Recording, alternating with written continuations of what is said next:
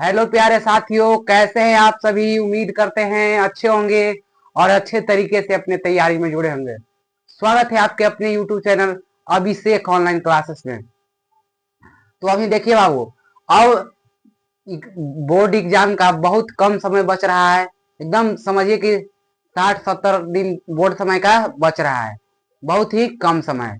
तो आज हम इस वीडियो में देखेंगे कि सिर्फ आप 60 दिन पढ़कर 450 प्लस अंक कैसे लाएं। लेकिन समझिए यहाँ पर कि आप 60 ही दिन में पढ़कर 450 अंक नहीं ला सकते हैं। आप जो साल भर यानी 10 महीना पहले भी मेहनत किए हैं बाबू, उसका भी श्रेय जुड़ा जाएगा कि नहीं।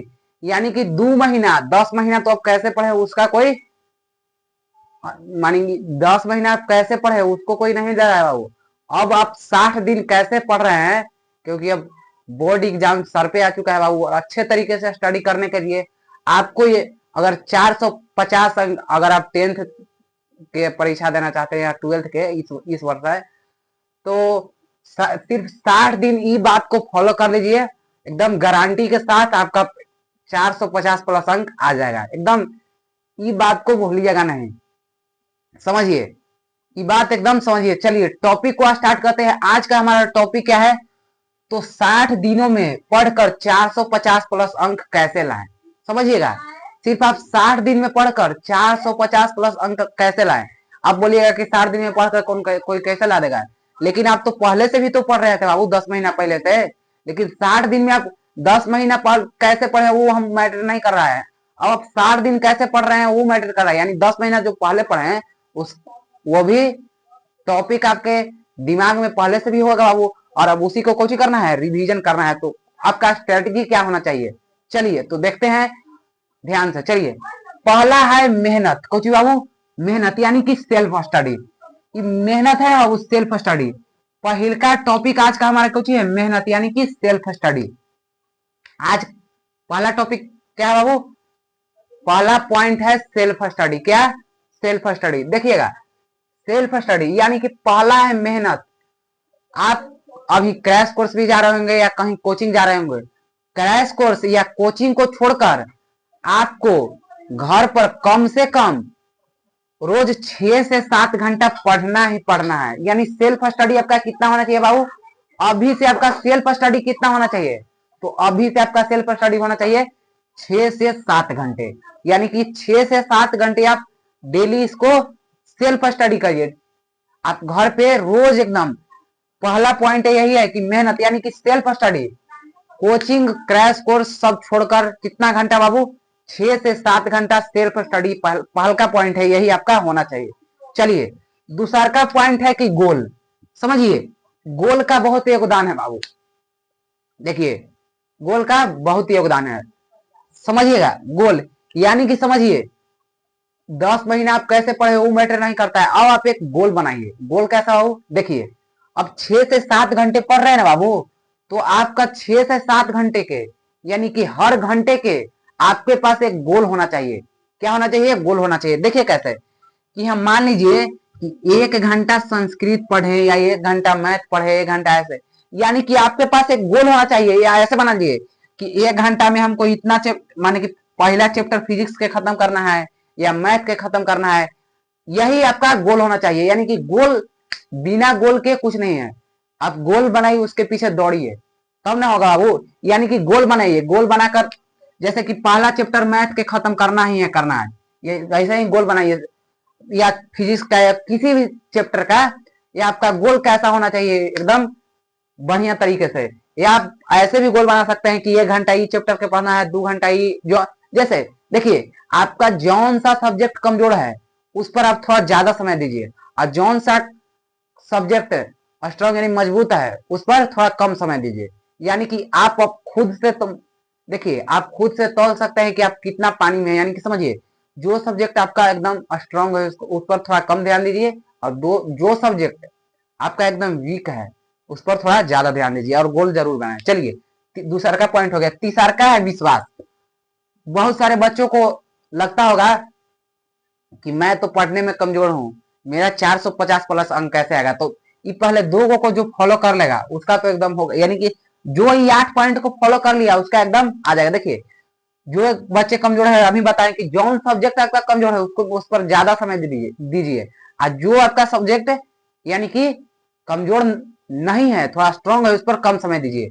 अब मेहनत 6 से स्टार्ट करना। अब विश्वास, हाँ देखिए बहुत सारे बच्चे खुद पर विश्वास ही नहीं कर पाते हैं कि मेरा अंक कितना आ जाएगा, 450 अंक, 450 प्लस अंक आ पाएगा। तो देखिए सबसे एकदम मानिए कि मेन पॉइंट है विश्वास, यानी कि बाबू जिसको खुद पर विश्वास हो जाता है वो कुछ भी कर सकता है, ये तो एकदम ना के बराबर है उसके सामने। कितना बाबू? 450 अंक। आपको लग रहा होगा बहुत ज्यादा है, लेकिन आप एकदम विश्वास यानी कि believe his self and anything is possible, यानी कि क्या बाबू खुद पर विश्वास रखिएगा तो कुछ भी एकदम पॉसिबल है। चलिए तो तीसरा का पॉइंट कौन है? विश्वास। कौन है? विश्वास। चौथा पॉइंट देखिए, चौथा पॉइंट यानी कि अभ्यास, रिवीजन। रिवीजन करने का अब आपका स्ट्रेटेजी क्या होना चाहिए समझिएगा बाबू। रिवीजन, चौथा पॉइंट क्या है बाबू? अभ्यास यानी कि रिवीजन। रिवीजन आप किस प्रकार करेंगे उसके लिए समझिए। तो रिवीजन देखिए, रिवीजन करने का कई तरीका है, लेकिन देखिए रिवीजन करने का भी कई तरीका है, लेकिन आप जो चीज आपको पहले से याद है उस पर थोड़ा कम और जो नहीं याद है उस पर थोड़ा ज्यादा, यानी कि रिवीजन जो टॉपिक आपको याद है उसको तो रिवीजन करना ही करना है, यानी कि जो टॉपिक आपको याद है उसको 1 से 2 बार रिवीजन कर लीजिए, और जो टॉपिक आपको याद नहीं है उसको ज्यादा बार समय दीजिए, यानी कि रिवीजन आपका एकदम अच्छे तरीके से होना चाहिए। और रिवीजन में ही डिवीजन है, कहा जाता है कि रिवीजन में ही कुछ है बाबू डिवीजन है। चलिए चौथा पॉइंट कुछ था अभ्यास, यानी कि अभ्यास आपका अच्छे से होना चाहिए, समझे। चलिए पांचवा है कम समय। क्या है बाबू? अब बहुत सारे बच्चों को लग रहा है कि 60 दिन बहुत ही कम समय है। कम समय समझिएगा, पांचवा है पॉइंट, पॉइंट नंबर कम समय। यानी बहुत सारे बच्चों के मन में लग रहा होगा कि 60 दिन तो बहुत कम समय, यानी कि 60 दिन में हम हमारा 450 प्लस अंक 60 दिन में ध्यान देकर नहीं आ सकता है। तो समझिएगा बाबू इस टॉपिक को।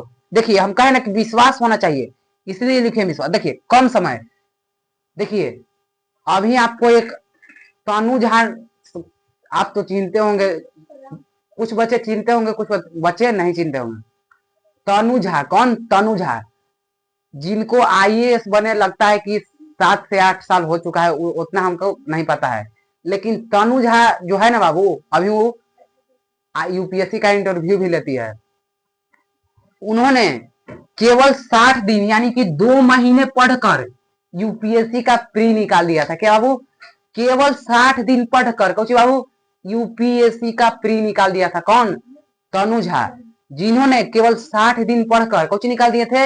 यूपीएससी का प्री, यानी कि हमारे देश के सर्वश्रेष्ठ एग्जाम जिसको क्वालिफाई कर गए थे। कौन? तनु झा, जो अब कोची करते हैं यूपीएससी के इंटरव्यू लेते हैं, जिन्होंने केवल 60 दिन पढ़कर क्या किया था बाबू? 60 दिन पढ़कर यूपीएससी का प्री निकाल दिया था। तो आपके लिए तो बताइए तो बाबू कम समय यानी कि 60 दिन पढ़कर 450 प्लस अंक आ सकता है कि नहीं? उस 60 दिन केवल पढ़कर यानी कि 2 महीने पढ़कर यूपीएससी का प्री निकाल दिए, तो आप 60 दिन पढ़कर 450 प्लस अंक ला सकते हैं कि नहीं पहले बताइए। तो खुद पर विश्वास होना चाहिए, यानी कि कम समय नहीं है, अभी भी 60 दिन 70 दिन बहुत समय है बाबू।